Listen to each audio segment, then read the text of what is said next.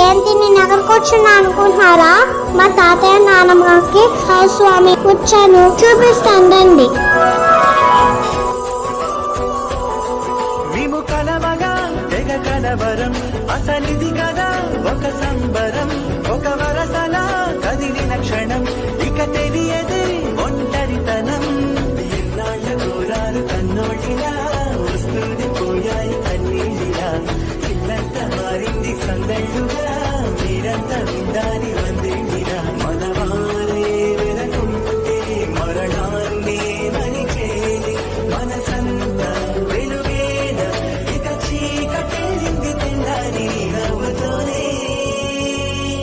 10 మంది